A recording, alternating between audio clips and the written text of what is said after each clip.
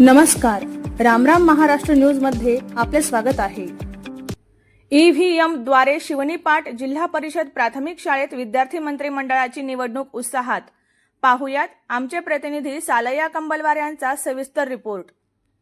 अहेरी पंचायत समिती अंतर्गत बोरी केंद्रातील जिल्हा परिषद प्राथमिक शाळा शिवनी पाट येथे विद्यार्थ्यांना लोकशाही व निवडणूक प्रक्रियेचा प्रत्यक्ष अनुभव मिळावा या उद्देशाने ईव्हीएम इलेक्ट्रॉनिक व्होटिंग मशीनद्वारे विद्यार्थी मंत्रिमंडळाची निवडणूक घेण्यात आली। हा नाविन्यपूर्ण उपक्रम शाळेचे मुख्याध्यापक रवींद्र यमसालवार यांच्या मार्गदर्शनाखाली आयोजित करण्यात आला। यावेळी बोलताना मुख्याध्यापक रवींद्र यमसालवार यांनी सांगितले की विद्यार्थ्यांना लोकशाही मतदान प्रक्रिया आणि नेतृत्व गुण यांचा प्रत्यक्ष अनुभव मिळावा हा या उपक्रमामागील मुख्य हेतू आहे।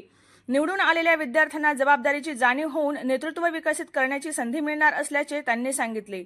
या कार्यक्रमाला सरपंच मीना वेलादी, उपसरपंच सविता कोकिरवार, ग्रामपंचायत सदस्य ज्योती कुळमेथे, हरिचंद निकेसर, सुरेखा ठाकरे, शारदा तांबे, सुवर्णा मोहुर्ले, रसिका वेलादी, शाळा व्यवस्थापन समितीचे अध्यक्ष हणमंतू कुळमेथे तसेच ग्रामस्थ मोठ्या संख्येने उपस्थित होते।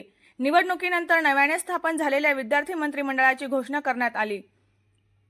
त्यानुसार मुख्यमंत्री अथर्व संतोष तलांडे, उपमुख्यमंत्री नव्या नाशिक मोहुर्ले, शिक्षण मंत्री रिधान्य हरिचंद निकेसर, क्रीडा मंत्री आरव बलवंत वेलादी, पाणी व स्वच्छता मंत्री रुहान मधुकर वेलादी, आरोग्य मंत्री ओम अरुण ठाकरे, पोषण आहार मंत्री समीर राजेश वेलादी, विद्युत मंत्री श्रेयस श्रीकांत वाढई, नवनिर्वाचित सर्व विद्यार्थी मंत्र्यांचे मुख्याध्यापक रवींद्र यमसालवार यांनी अभिनंदन केले। नमस्कार। विद्यार्थ्यांमध्ये लहान वयापासूनच लोकशाही मूल्ये रुजवीत मतदानाचे महत्त्व आणि आधुनिक तंत्रज्ञानाची ओळख व्हावी या उद्देशाने आम्ही जिल्हा परिषद प्राथमिक शाळा शिवनीपाट शाळेत ईव्हीएम मशीनद्वारे शालेय निवडणुकीचा हा नाविन्यपूर्ण उपक्रम राबविला।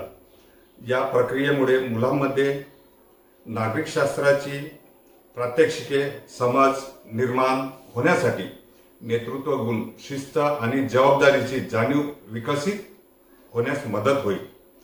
नवनिर्वाचित शालेय मुख्यमंत्री, उपमुख्यमंत्री आणि सर्व बाल्यमंत्र्यांचे मी मनपूर्वक अभिनंदन करतो। तसेच हा उपक्रम यशस्वी करण्यासाठी सहकार्य ग्रामस्थ, शाळा व्यवस्थापन समितीचे पदाधिकारी आणि मान्यवरांचे हार्दिक अभिनंदन व्यक्त करतो। धन्यवाद। अशाच नवनवीन बातम्या पाहण्यासाठी आमच्या चॅनलला सबस्क्राइब करा। फेसबुक आणि इंस्टाग्राम पेजला फॉलो करा।